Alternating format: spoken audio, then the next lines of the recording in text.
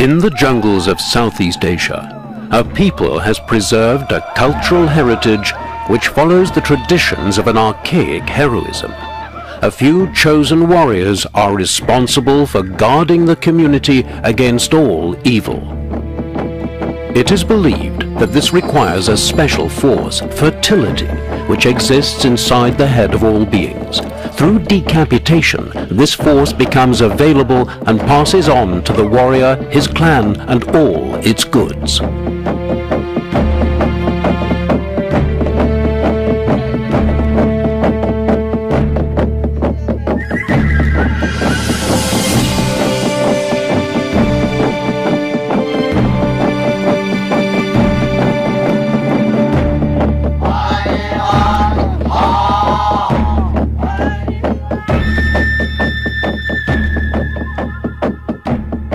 Myanmar, formerly British Burma, a melting pot of dozens of peoples with approximately 50 million inhabitants.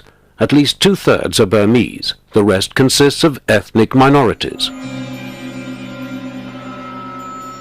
The hallmark of Myanmar's capital is the Swedagon Pagoda, a symbol of the country's sovereignty, a reminder of its former wealth. More gold than is owned by the Bank of England was supposedly used in its construction. Buddhism is the main religion in Myanmar. Every day hundreds of Buddhist pilgrims flock to the pagoda to make offerings and to seek comfort from the Buddha.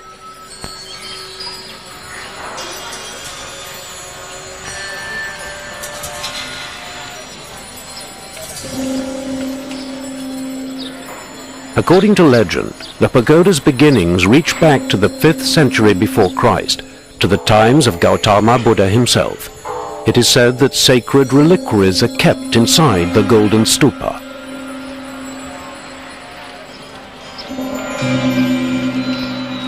Approximately 800 miles north of Yangon lies the capital of Sagaing district, Naga territory for centuries. Jungle hills along the border divide the Naga from their tribal relatives in neighboring India. Kamti is inhabited by members of various Naga groups. They prefer the district headquarters' busy life to the seclusion of the jungle hills. Members of other ethnic groups also live and work here.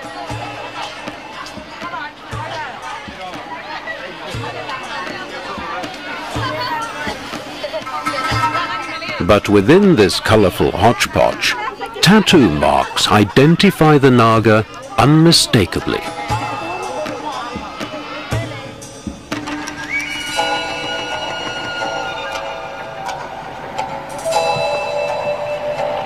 Chinduin, the Golden River, is the region's source of life.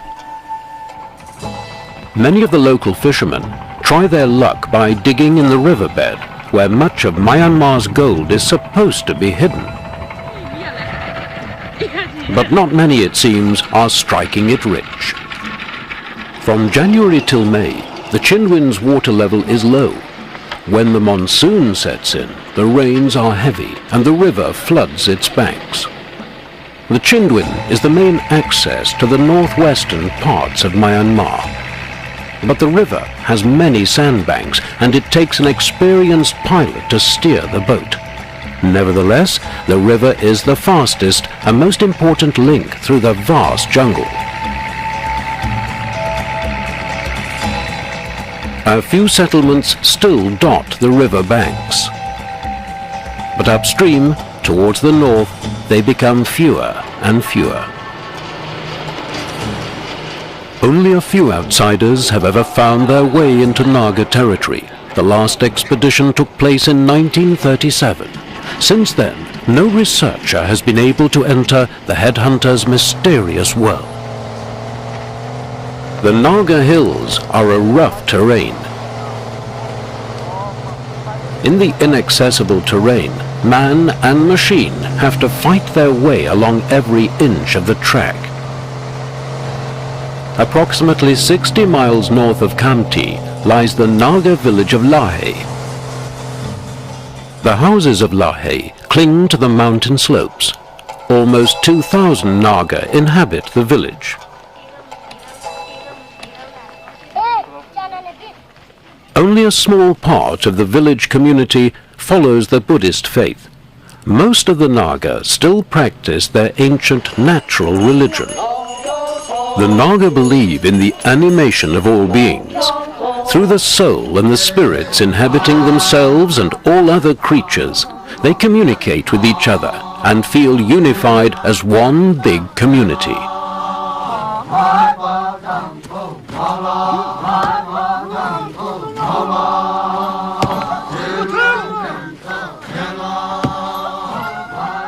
The most precious tool of all Naga is their iron machete, the dao.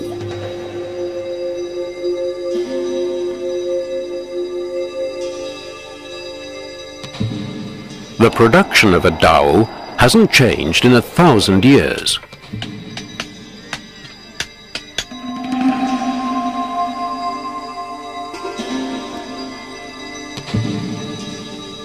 Each machete, furnished by the blacksmith, is a unique piece of craftsmanship.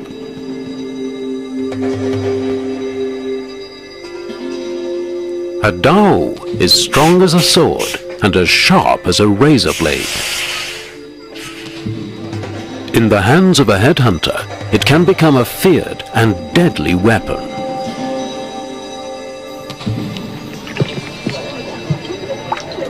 A person who has the means to sacrifice a Mython buffalo is held in high esteem and may show his prestige to all through tattoo marks.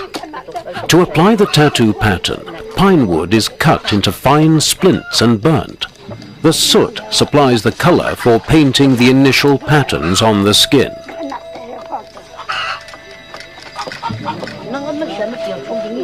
The burnt wood is rolled into leaves of the pegi plant and pressed.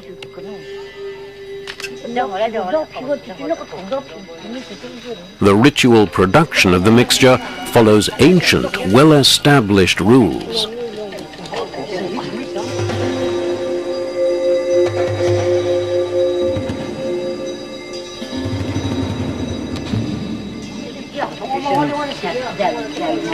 Only an authority may lead the preparations. It is mostly the chief's wife who preserves this traditional knowledge. Herbal juices and soot blend into a bluish-black substance. Formerly, tattoos were allocated only after a warrior had successfully hunted a human head.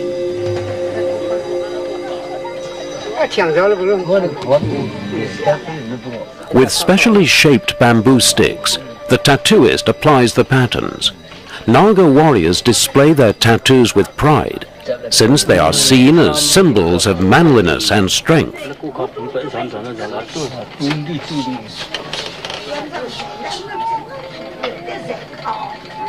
Patterns on the chest point to a man's fertility. Women are tattooed with the onset of menstruation.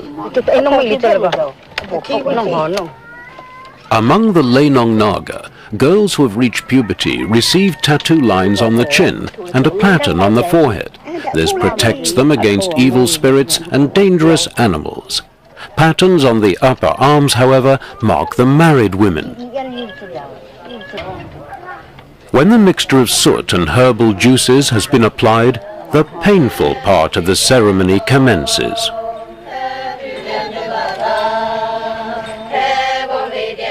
With a thorny needle, the patterns are stamped into the lower skin layers.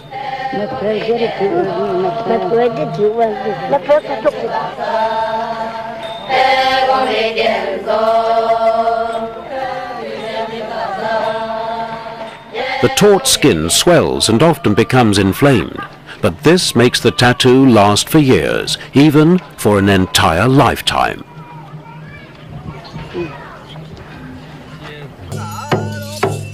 Prestige and honor are also extended to warriors through jewelry made from seashells. These have found their way to the remote Naga hills from the distant Bay of Bengal, approximately 1,200 miles away. Each middleman successively raises the price of this valuable item, Thus, the seashells stand for wealth and high social rank.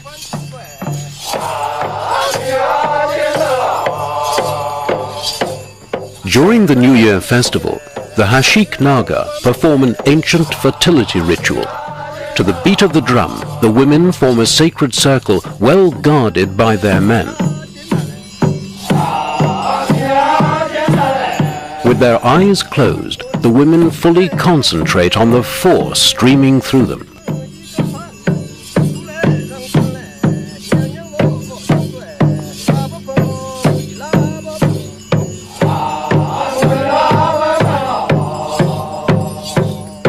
According to their belief, this force, the power of the earth, connects all beings in the world.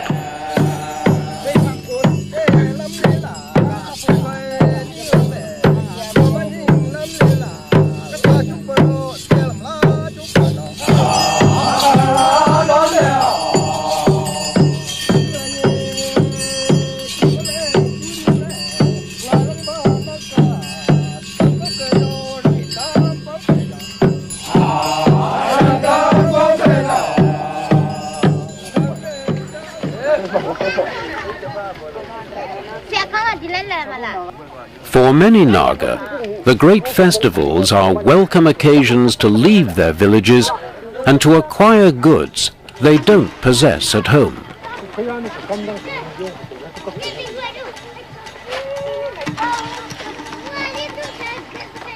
The path leads deep into the jungle. In this vast, untouched nature, even the natives make slow progress. Beyond the footpaths, the tropical rainforest is impenetrable.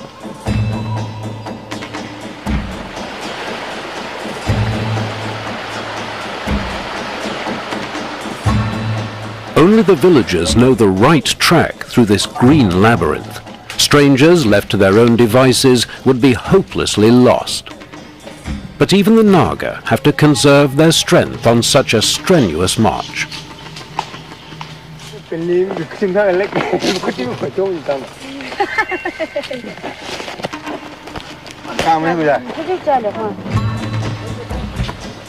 Well guarded against surprise attacks by enemy headhunter tribes, all traditional Naga villages are built on the distant hilltops or along the mountain ridges. At Longnok, the family are already waiting full of anxiety and expectation to see their relatives. The small hilltop village is inhabited exclusively by the Lenong Naga. Hardly anyone here has ever seen a foreigner before.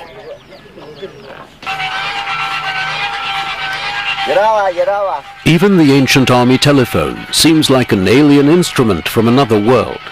It is the only connection to the outside world, a bridge to modernity.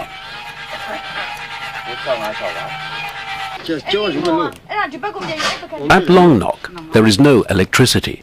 After sunset, when the darkness falls, the villagers retire to their huts, a way of life resembling primeval times. The age-old Naga culture seems untouched by modern civilization.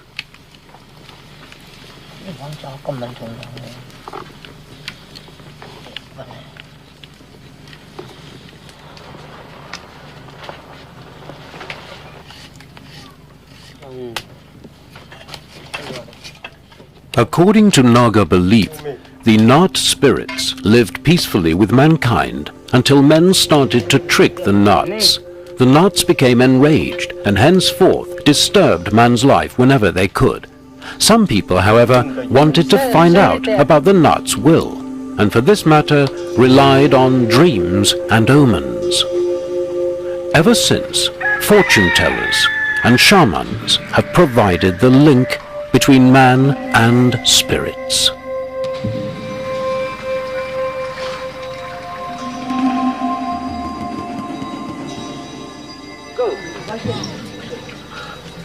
Shamans discern future and fate from the way a cock turns his claws in the moment of death. If the claws turn right, it is taken as a favorable omen. Stretched towards the left, they indicate bad luck. Animal sacrifice, however, also serves the healing of diseases.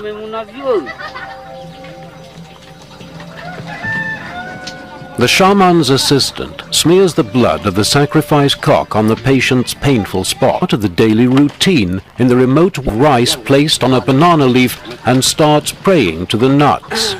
The prayer is supposed to appease the spirits and alleviate the patient's suffering.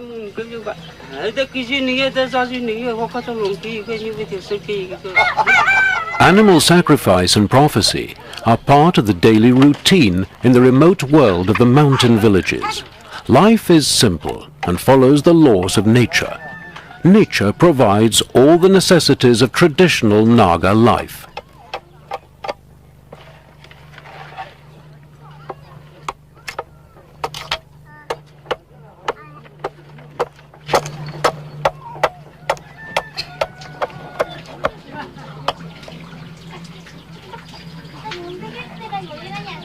Go.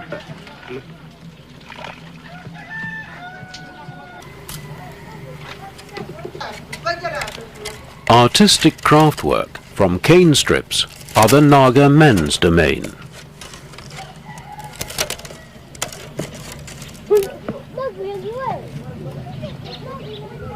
The women's tasks focus on running the home. As in all Southeast Asian countries, rice is also Myanmar's main staple food. Last year's harvest is stored in granaries raised on stilts. Stone plates on the top of the stilts guard the granaries against the intrusion of rats. The numerous granaries house the provisions of rice of the different clans. The clan with the highest surplus of provisions will share its wealth with the other villages at the end of the year. This will secure it eternal prestige.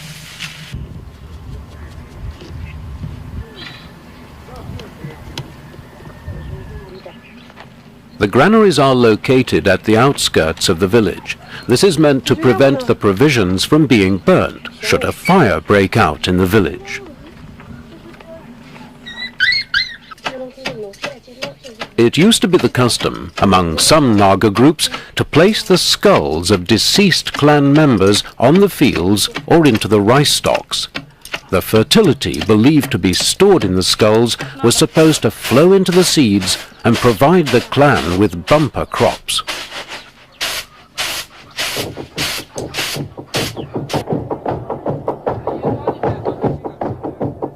Dark and resonant beats echo from the jungles behind the hill, announcing a great event.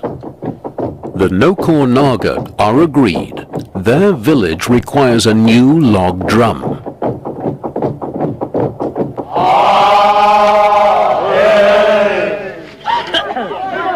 To pull the enormous wooden log along the twisted jungle paths requires superhuman effort. Nevertheless, all the warriors put their backs into it, because the drum, once pulled into their village, will make them even stronger. In front of the log drum, law is spoken. Disputes among clan members are settled. Controversial questions are decided, and hunts are planned. The right tree for the log drum had been chosen in a dream. It took weeks of work in the jungle to hollow it out and to make it the mighty drum it has now become.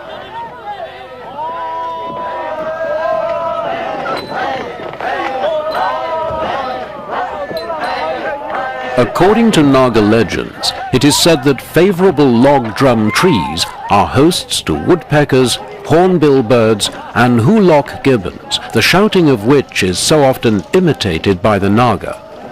When the tree was still in the forest, the monkeys used to praise its beauty, but now the human beings fulfill this task, and they pray to the drum.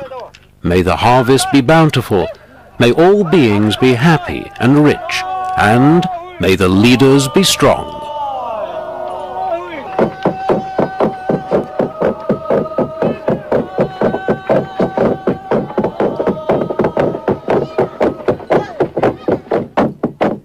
In the village, the women are waiting. The drum will have its new home inside the community house.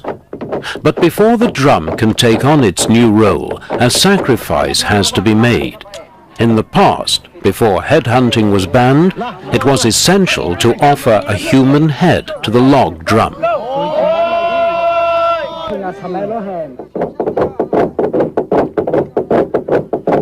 In Naga belief, the symbolic power of the drum is equated with male power.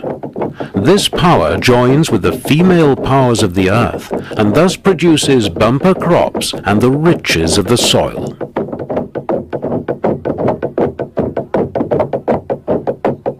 The sacrificial blood is supposed to protect the drum from evil spirits.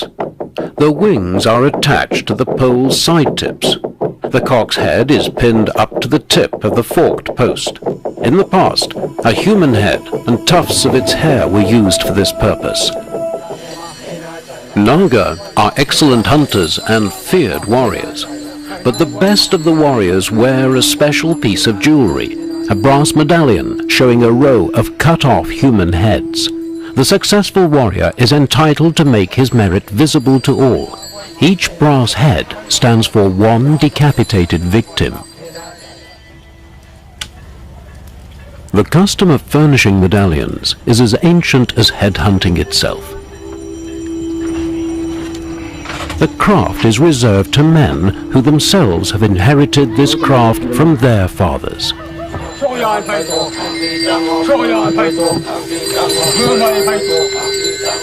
As is customary for tattooing, bamboo sticks are used as tools here. The mold is made from melted beeswax.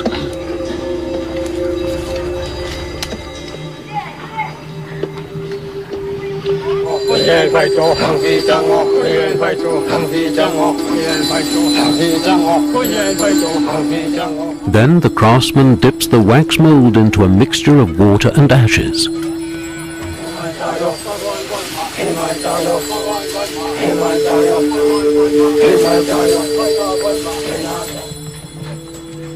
The procedure is repeated, and the wax mold is dipped into a heap of ashes of lime tree bark.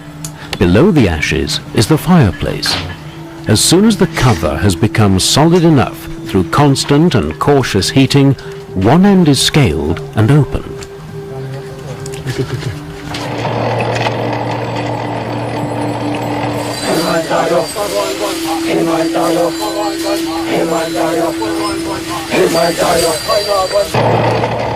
Meanwhile, the wax mold has merged with the ash-lime bark mixture. The alloy liquefies and is poured into the mold. Immediately, it becomes solid. A Naga warrior wears his pendant as a sign of his well-deserved honor.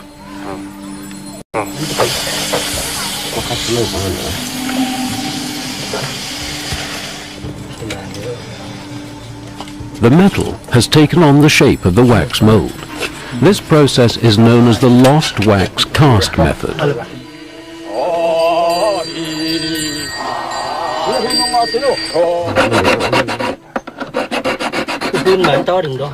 Each medallion is unique and signifies its wearer as a successful headhunter and thus depicts the merit gained by his community.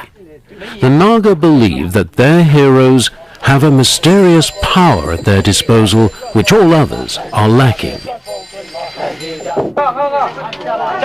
However, in order to maintain the balance among the members of the community, the heroes return their merit to their fellow villagers. This happens in a number of rituals and feasts that are held according to strict traditional laws.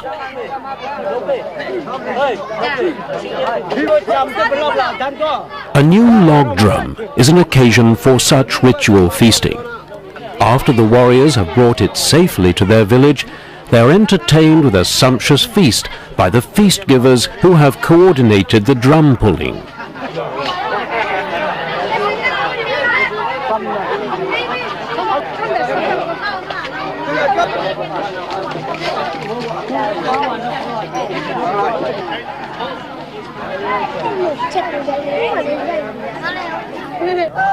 The sound of the drum secures the solidarity of the people and is a guarantee of justice.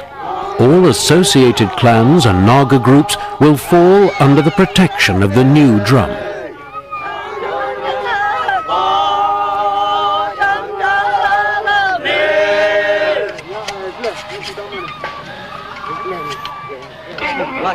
On the occasion of a village feast, a pig has to be sacrificed.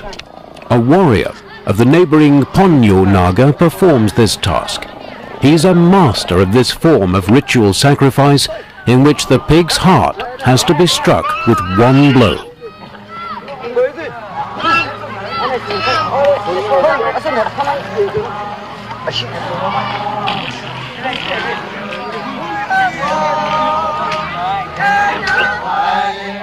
The British colonial rulers were the first to try to prohibit headhunting in Myanmar. However, most of the elements of the traditional rituals can still be found today. It may well be true that human heads are no longer taken, but the ritual sacrifice of animals is still common practice.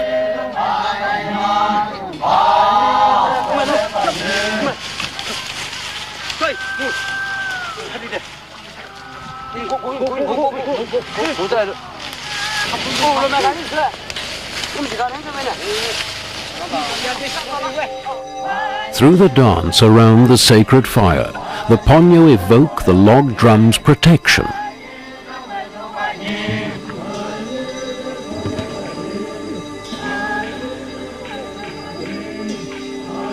The spirit of the drum will protect all allied groups from any calamities.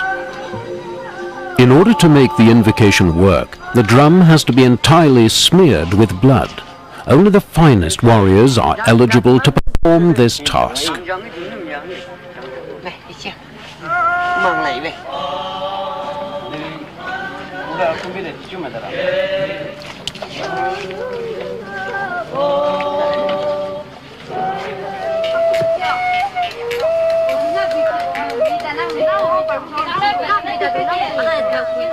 Traditional music is one of the pillars of Naga culture. Each Naga group claims hundreds of songs as their heritage. For the Naga, the sound of the Jew's harp contains all the sounds of their world. The voices of the woods, the rivers and lakes, the whispering of the wind when it touches the mountain slopes, those of the monsoon when it drenches the earth with new life.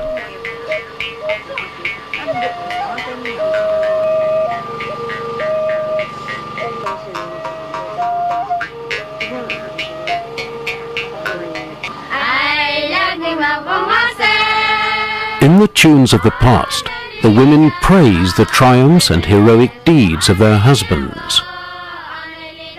In days long past, there was only one Naga tribe in which all people lived happily together.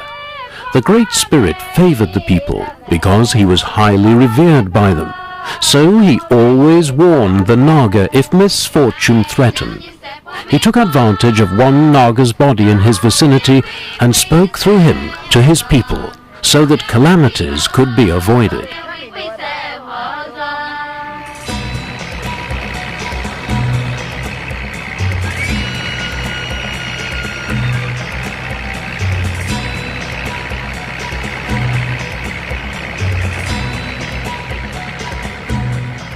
Further southeast, down the Golden River Chinduin, is the habitat of the Yangon Naga. They live off what the Golden River provides. Early in the morning, the fishermen gather. It is their duty to contribute to the well-being of the whole village.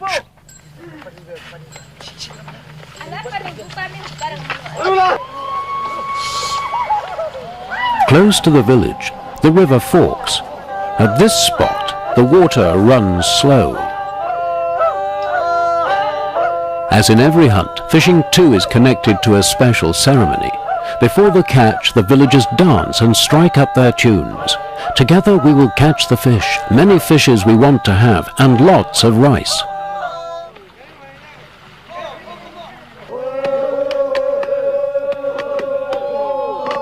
The secret of success is tree bark, the sap of which is poisonous.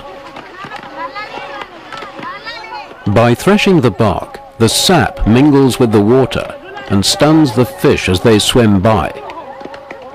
To collect them with their baskets is now an easy task for the women.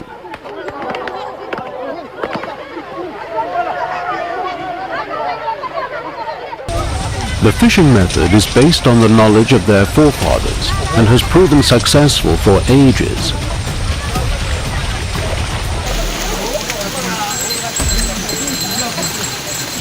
The catch is distributed equally among the villagers.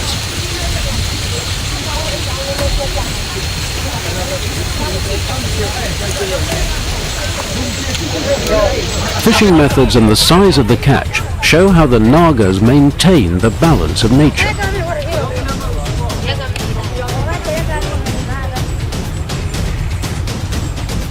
Although some Naga groups settled along the river, reasons such as security, climate, and matters of belief made most Naga tribes settle in the hills, even if this means that they have to cope with strenuous marches and a life in seclusion.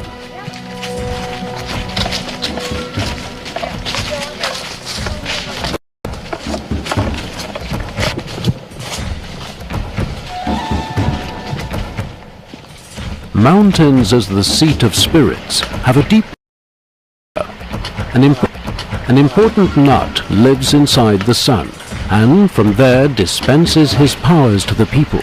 The closer the people are to him, the stronger is his blessing. As long as the community is in the arms of the caring nut's blessing, it may be sure of being in balance. Imbalance, however, may cause diseases. Then the shamans have to mediate between man and spirits. A Paranaga complains about stomachache and calls upon the village shaman in order to find out about the state of his health. The answer will be given by a chicken egg which the patient has brought with him. Without a special reason, the egg would not remain upright. However, since it remains upright, the shaman may put his patient's mind at ease. The state he is in is not alarming. Had the disease been serious, the water would have become muddy and black spots would have appeared on the eggshell. A healing liquid will make the patient recover.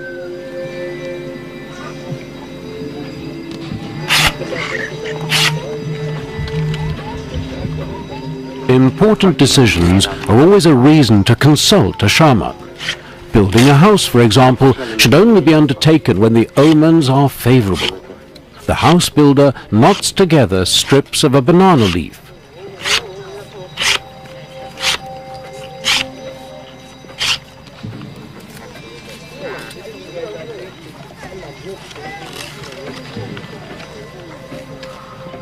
From the way he forms the knots, the shaman may discern if the site and the time for building have been well chosen.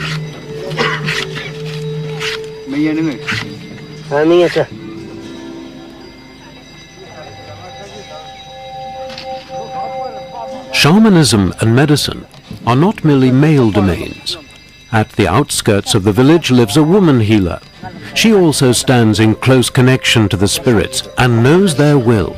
Therefore she can ascertain the reasons for a disease from them. A warrior complains about severe pain in all parts of his body. By asking questions, the healer specifies her diagnosis. After cause and nature of the illness have been established, the therapy begins. The instruments are of natural origin, the horn of a mountain goat. Through sucking, the healer causes a vacuum between skin and horn. By this method, she tries to concentrate the germs from the entire body at this specific spot.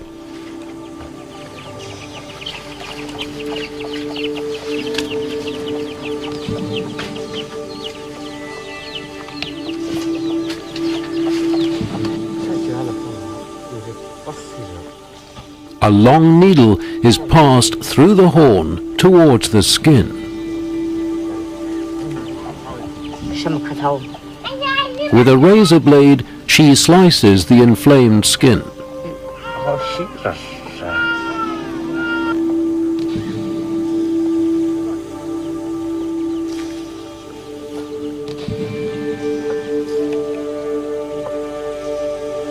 A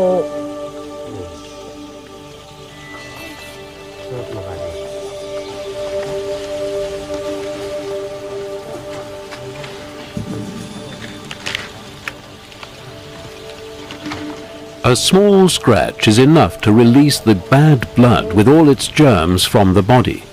The patient already feels relieved. Within a few days, his pain will have disappeared. Letting blood was also once a part of ancient Western healing traditions.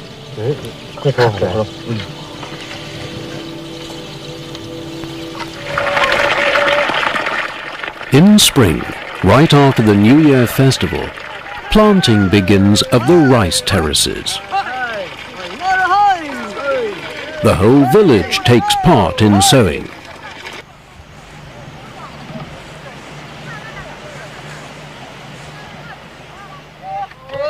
Before the rice is planted, it's the men's duty to harrow the soil with hoes. A lot of strength and endurance is required since the soil has become hard during the long months of the dry season. The eldest of the village's priest clan ritually initiates the planting of rice. His position is hereditary and remains within his family. After he has praised the spirits, the planting can begin.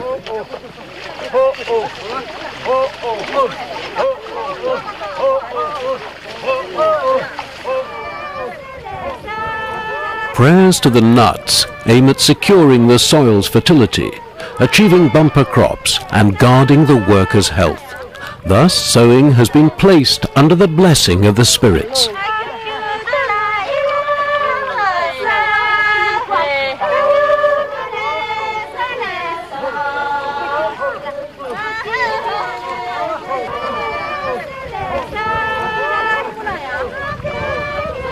Sowing and harvesting still dominate the Naga annual cycle to this day.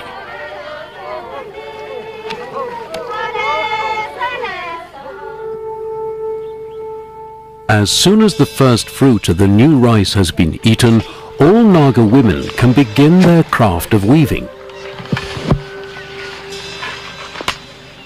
Clear lines, strong colors, and simple patterns reveal their natural sense of beauty and some of their world view.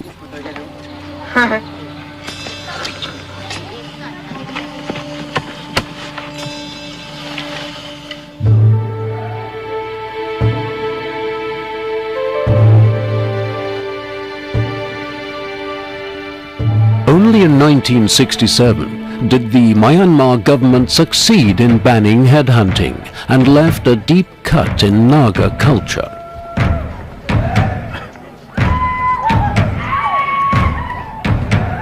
Because he who is in possession of an enemy's head had not only conquered his life energy, but also the most precious element of this essence. Its fertility, responsible for the continued existence of the people.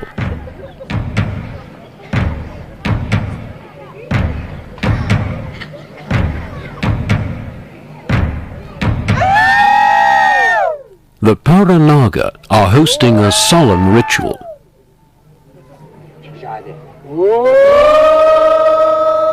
Under the command of the village elders, fertility poles are erected. They are divided into male and female poles, which are a bit narrower.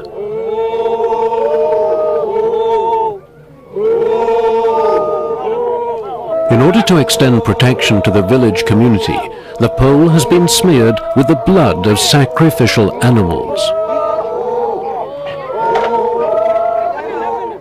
The number of animals sacrificed by the host may be discerned from the carvings on the pole.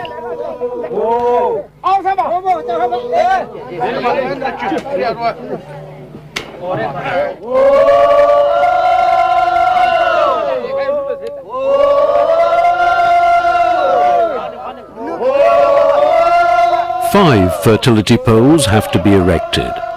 At the upper part, the posts fork, like the horns of the highly revered buffaloes. From the forks, their power will spread to the feasting community.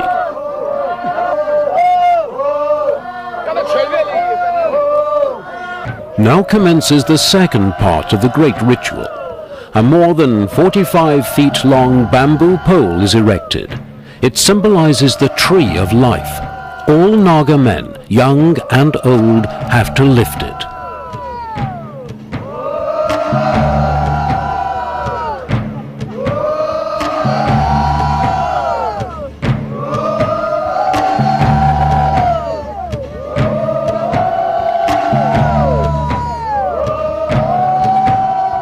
The pole is surrounded by a plaiting of cane strips.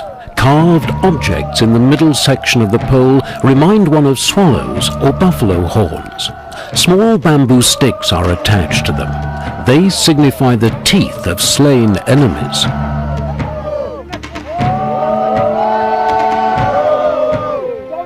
When the wind blows through the bamboo sticks, their sound carries far into the valley.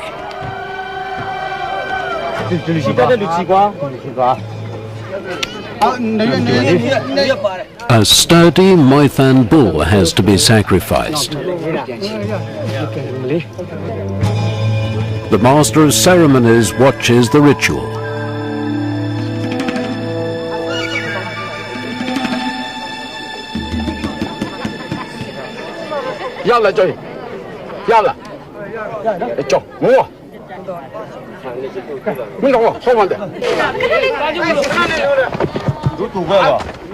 With a single spear thrust, the bull is killed.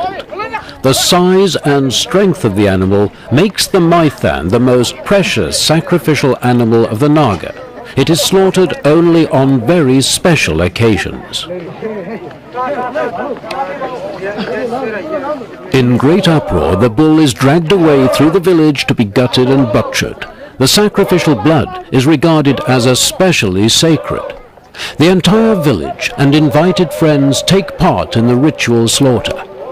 According to a legend, a female Nat once handed over to the Naga medicine to heal all diseases. The village elder, however, left the medicine outside his house, with the result that cocks, pigs, buffaloes and other animals ate it. Ever since then, animal blood is regarded as the strongest remedy.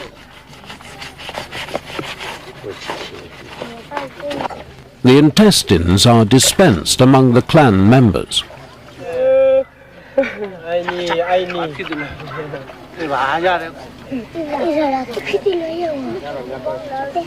Later on, the head will be given to the eldest of the clan as a sign of respect. For the time being, the head is hung on the middle fertility pole. From that position, he gazes at everyone present, and everybody knows his powers are ours now.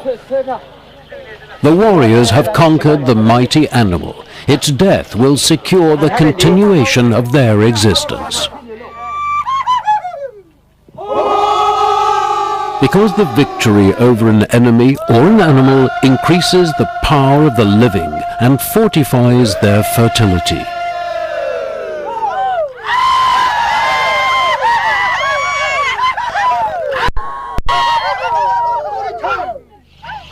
Life and death, inseparably interwoven with each other.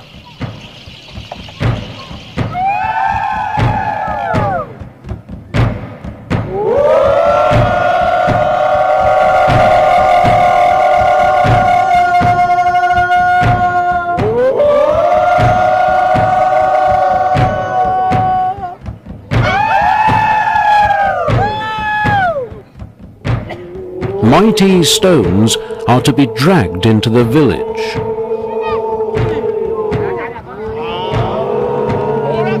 The Naga attribute great magical powers to stones. Most of the Naga groups believe they are descended from mighty stone monoliths. Some stones are regarded as being too potent for individuals. These are turned over to the clan elders, who keep them at well-guarded places in the community houses. Lucky stones are beneficial for the community's bumper harvests, wealth, hunting prowess, and rich offspring.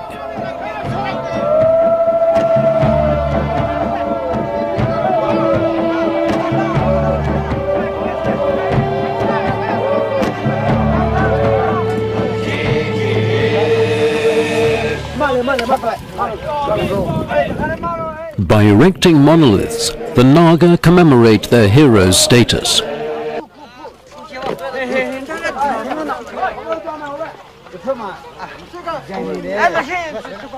These were either successful headhunters or have gained a surplus of wealth through good harvests, which they share with the rest of the community in great feasts.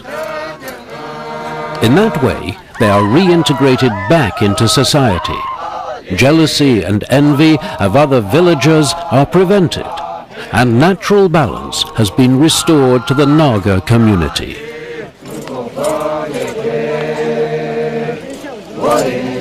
Some aspects of Naga culture may appear strange or even gruesome, but they all serve the well-being and the continuity of the people. Perhaps that's the reason why Naga culture has survived for thousands of years and hopefully will continue to stand the test of time.